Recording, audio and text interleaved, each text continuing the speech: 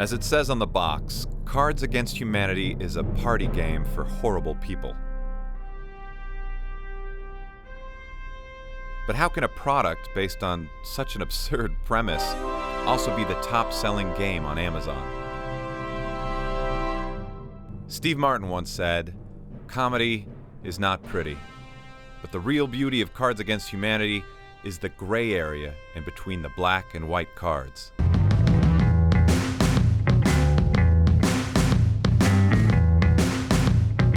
My name is Adam Voss. I'm a father, an entertainer, and I'm a marketing geek on the hunt for cool brands. I've only got 12 minutes to tell you about their stories in our city. This is 12 for 12. Like Cards Against Humanity's black box, the outside of its office is relatively simple and nondescript. But inside is a creative playground complete with a coffee bar, theme rooms, hunting lodge, black box theater, holodeck, 10-person arcade game, bunker, podcast studio, Lego wall, mummified remains of Lenny Bruce, Hemingway's liver, MRI, silence. And like I do at all playgrounds, I grabbed a coffee, got out my phone, and had a philosophical conversation on the social context of branding with founder and philosopher Max Temkin. So, Cards Against Humanity started for a New Year's Eve party, right?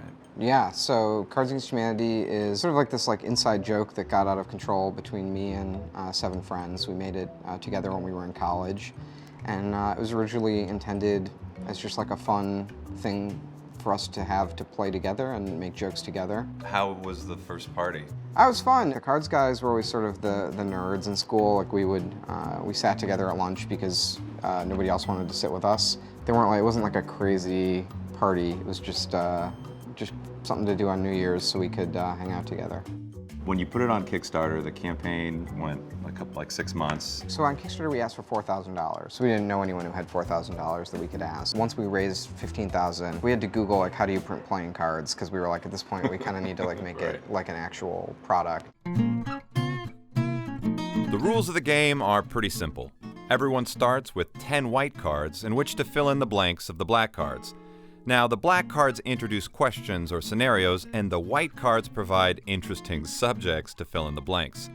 Each round, the funniest white card, according to the card czar, wins the round. The fun of cards is not everyone is funny. It gives people the ability to make their friends laugh and sort of participate in the creation of jokes and making inside jokes and wordplay, and it's very low risk. So, when it got serious, when you got the funding on Kickstarter? Just to be clear, it's never been serious. Okay, so the 8 of you guys make every decision together. Mm-hmm. How did you become the spokesperson? Well, I'm not the spokesperson. You're not the spokesperson. So, remind me never to cross you, Max. Yeah. I soon realized this line of questioning was getting me nowhere, so I should go nowhere too.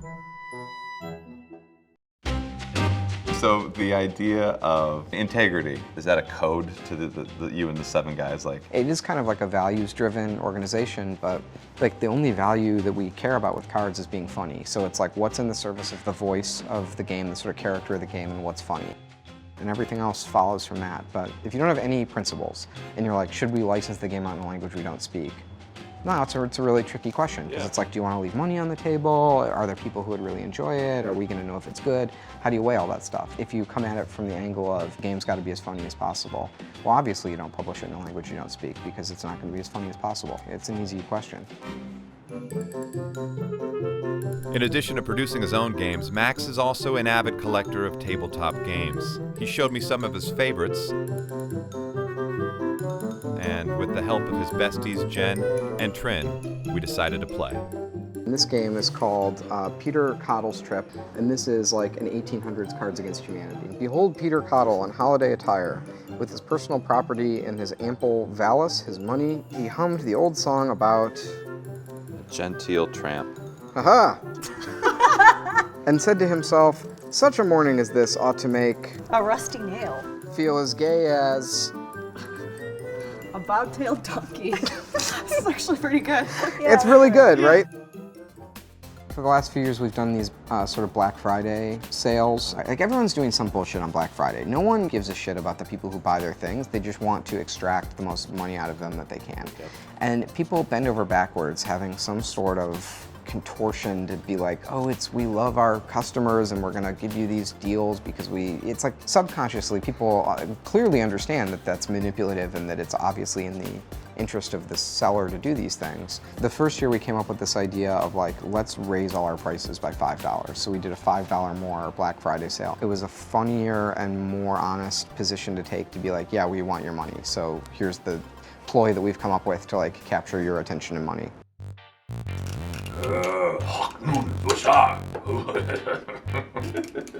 Great. So, I mean, how important do you think it is for the success of your brand to be authentic, to be honest? The idea of like just thinking about like the brand is sort of a weird thing. Do you not like thinking of yourself as a brand? Well, what's a brand? How do you want to define a brand? That's a good question in itself. I mean, I would say a brand is something that you can affix, value to, or, I mean, a brand could be, my name, your name, the company. So I was a philosophy major, so it's like the first thing of like, if you're gonna think about a weird problem or an interesting problem, is like, you gotta define your terms. So what's the definition of brand? Where are some things brands and some things not brands? Is anything not a brand? That's a great point. No, I would say everything's a brand. Well, then what does it mean to be a brand? If everything's a brand, are we just talking about why have the name brand? Well, I think brand in the commercial sense of more like, you affix. This got very Plato all of a sudden. No, there's got to be a logical syllogism that defines brand better than I can right now. Max's question made me think, what is a brand? What is 12 for 12? Who the f*** am I? I needed to reflect and think. So this is the tea room. And as luck would have it, there was a Zen meditation room. This is where we keep the bodies. Take off your shoes and don't touch the gong. Brand it, come on, Adam. Think. What is a brand? Is it a projection? Is it purpose, or is it meaning? Is it image? What is it? Be the brand, Adam. Be the brand, Adam. Come on and be the brand. Come on, gonna be the brand. Gonna take you down to the... Ooh, there's a gong in the room. I gotta hit that thing.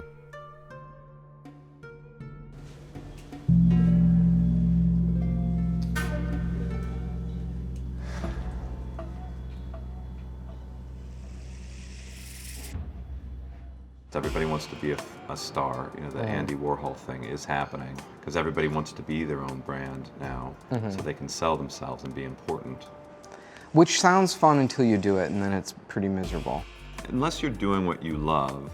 Even then, it's a way to take something you love and turn it into like a burden. The idea that you have to affix like a label or a title or meaning once you get into a certain point, it kind of takes away from the whole reason you started in the first place, right? It's a very self-conscious time. Everyone is concerned about projecting this or that image. And it's sort of this like fantasy of like, oh, I can have this thing called a brand and I can design it in a certain way that people will think exactly what I want and none of the things I don't want them to think. Right. And that's never the case. The brand of a company is every customer service interaction they have. It's every email they've ever sent. When I think of like what is the brand of cards, that little gesture of like, we can raise the prices on Black Friday, it tells you everything we need to know. That we don't really care if people give us their money or not, that it's more fun to us to do the joke. And it's showing that we're independent, that like if we had some publisher and some string of like business people involved, like they would never let us raise the prices by $5. If you happen to be one of the horrible people who have purchased the game, you can feel slightly less horrible knowing that the Cards Against Humanity team has put your money to good use. The Cards team has made serious philanthropy one of the core values in a very funny business. Have you met a lot of your fans? Do you have summits where you guys get together and you get to play with them? I have mixed feelings about playing Cards Against Humanity. Like, I've been playing this game and working on it for 5 years, so for me it's like, I don't have fun playing the game, like I don't enjoy playing it. Max, how about we go to a bar and play Cards Against Humanity? Well, as you know, I think there's nothing funnier than watching other people play Cards Against Humanity on video, so I think your viewers are really going to enjoy that. Perfect, me too.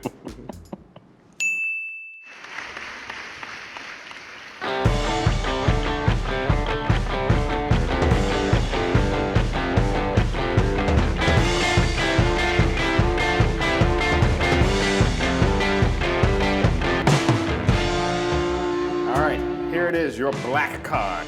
Why won't you make love to me anymore? Is it fetal alcohol syndrome? Lots and lots of abortions? Is it some douche with an acoustic guitar? Yep, it's always some douche. It's always a douche with an acoustic guitar.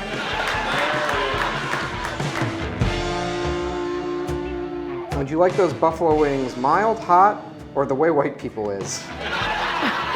Is that yours? That has to be yours. Where are all the white people cards? Mild, hot, or an ass disaster? Would you like those buffalo wings mild, hot, or sudden poop explosion disease? Kingdom is emerging. I gotta go where white people is. That would really be the most boring, flavorless wing that there could be. But they'd be gluten-free, and they'd come with a great credit score. Cheers, everybody. Thanks for playing. Today on 12 for 12, we learned a brand is blank.